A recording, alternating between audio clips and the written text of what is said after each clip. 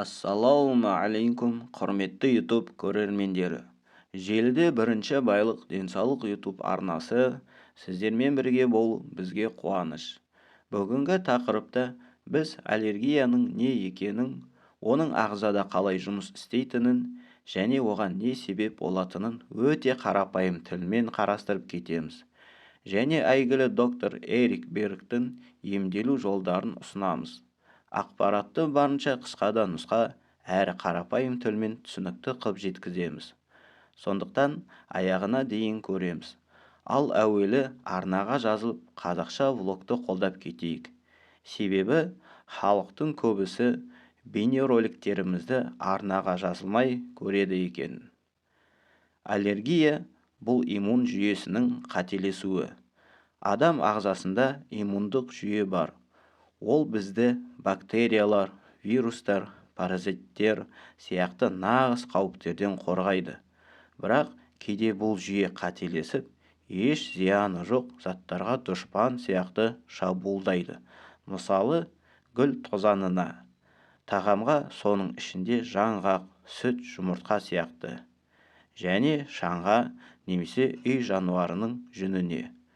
Бұл кезде ағза гистамин деп аталатын затты бөледі. Ол қышу, ісіну, мұрыннан су ағу, жөтел, бөртпе, тұншығу сияқты белгілерге әкеледі. Яғни аллергия бұл біздің ағзамыздың қорғану жүйесі. Яғни иммунитет зиянсыз нәрсені қауіп деп қабылдағандағы реакциясы. Неге кей адамдарда аллергия бар, ал басқаларда жоқ? Бұл көбінесе ішек микрофлорасына пайдалы бактерияларға байланысты. Бауырдың уытсыздандыру, детоксикация қабілетіне байланысты. Созылмалы стресс, дұрыс ұйқы болмауы, тым ерте жаста антибиотик қабылдау, тамақтану сапасы нашарлауы, өңделген тағамдар жеу, қант көп тұтыну. Иммунитет дұрыс жұмыс істемегенде ол жай ғана адасады. Не істеу керек? Доктор Бергтің тәсілінде ағзаның ішкі тепе-теңдігін қалпына келтіру маңызды. Ішек жақсарту, пробиотик ашылтылған тағамдар, мысалы айран ішу, тұздалған қырыққабат жеу. Қант және өңделген өнімдерді азайту. Бауырды қолдау, көкөністер жеу, куркума, лимон суын ішу. Магний, мырыш, С және Д дәрумендерін жеткілікті мөлшерде алу.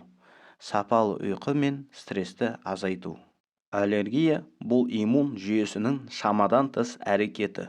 Біз оны жай дәрі ішумен ғана емес, ағзаны іштен қалпына келтіріп, тамақтану мен өмір салтын дұрыстау арқылы бақылауды ұстай аламыз. Енді доктор Бергтің аллергияны емдеу тәсілдеріне көшейік. Бірінші, яғни шағушы қалақай, орысша жгучая крапива, дәстүрлі дәрі ретінде қолдану. Қазақта абайла қалақай шағып алмасын дейді, яғни қалақай теріге тисе күйдіреді. Доктор Берг аллергия белгілерін жеңілдету үшін қалақай жапырағын қолдануды ұсынады. Ол гистамин шығуын тежейді. Бұл аллергиялық реакцияның негізгі механизмдерінің бірі. Екінші, бетаин гидрохлориді асқазанның қызметін қолдау. Доктор Берг талқылағандай, бетаин гидрохлориді асқазан қышқылдығын реттейді. Нәтижесінде аллергендерді тиімдірек жоюға көмектеседі және иммун жүйесінің реакциясын төмендетеді. Үшінші, Spanish black radish, яғни испанды қара шалғам түбірі. Бұл табиғи өнім, микробқа қарсы және бауырды детоксификациялауға көмектеседі. Нәтижесінде организмнің токсиндерді шығару қабілеті жақсарып, аллергия белгілері жеңілдейді. Төртінші, витамин С, яғни С дәрумені. С дәрумені табиғи антигистамин және иммунитетті нығайтады. Доктор Берг күніне жеткілікті мөлшерде С витамин алу арқылы аллергия белгілерін төмендетуге шақырады. Бесінші, ас қорыту мен ішек микрофлорасын жақсарту. Доктор Берг бірнеше бейнероликтерінде аллергияның негізгі себебі асқазан ішек жүйесінің теңгерімсіздігі, яғни дисбалансы екенін айтқан. Ішек микрофлорасын қалпына келтіру арқылы иммунитетті реттеп, аллергиялық реакцияны жеңілдетуге болады. Яғни, доктор Берг аллергиямен күресте симптомды ғана емдемей, ағзаның жалпы теңгерімін қалпына келтіру қажет дейді. Бұл табиғи бағыт оның негізгі принципі. Және де доктор Берг ұсынған аллергияны емдеудің басқа бір тәсілі биполин, яғни арашаны арқылы аллергияны қалай жеңілдетуге болады.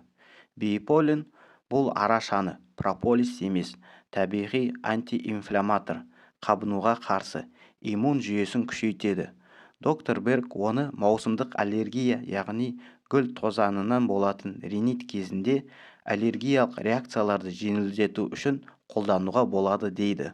Оның айтуынша арашаны аллергенге ұқсас реакция тудыратын микроэлементтерге адамдар ағзасын бейімдейді.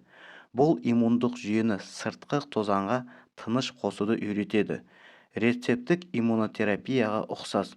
Сонымен қатар арашаны антиинфламатор әсерімен тыныс жолдарын тыныштандырады. Көздің қышу, мұрыннан су ағу сияқты белгілерден жеңілдетеді. Доктор Бергтің ұсынуы бойынша қолдану нұсқаулығы.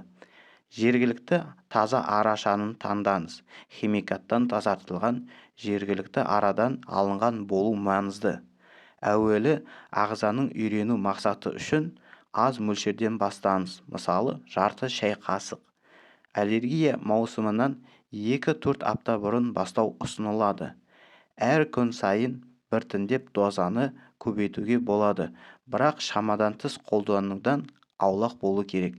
Егер шай ішсеңіз, бір қасық арашанын қосуға болады. Назар аударатын нәрселер.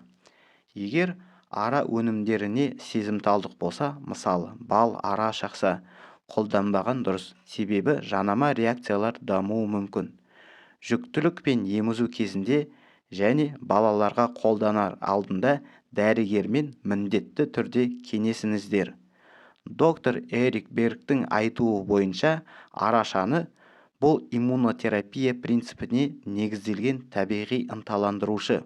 Ол ағзаны гүл тозаңына қарсы реакциясыз бейімдеуге көмектеседі және аллергия белгілерін басады. Қорытындылай кетсек, аллергияны кетіру үшін кейбір тағамдардан бас тарту керек болады.